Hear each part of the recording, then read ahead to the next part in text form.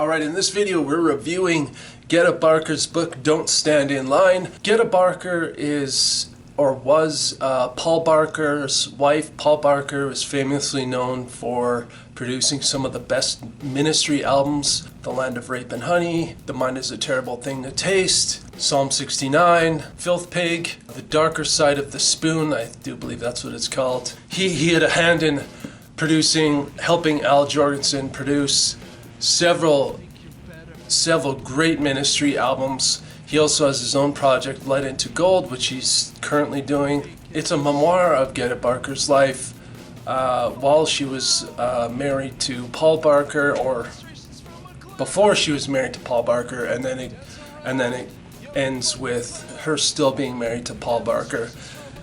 I don't know if they're still married now. I suspect they're probably not. But if you're interested in industrial music history, I would say I took a risk on this book. I wasn't sure what to expect. I thought, okay, Gerda Barker, Paul Barker's wife, maybe she has something interesting to say. Maybe there's some history here about industrial music history in this, and this book was actually quite surprising. There's quite a bit of industrial music history in this. There's a lot of Wax Trax history in this. Gerda Barker actually worked at Wax Trax Records, and that's where she actually met Paul Barker. Yeah, there's a lot of Wax Trax backstory in this. Her experience at Wax Trax, her experience of being Paul Barker's wife.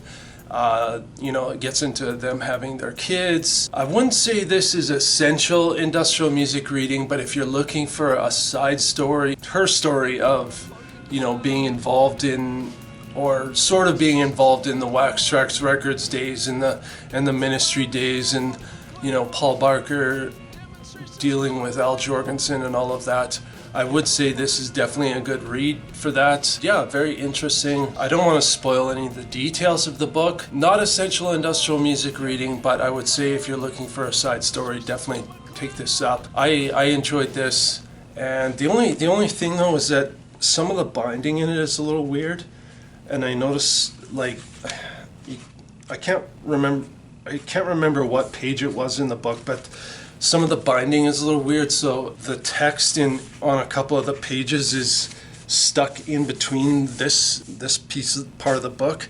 So you can tell what the word is, but binding is a little off on this. It doesn't really make a difference, but excellent read.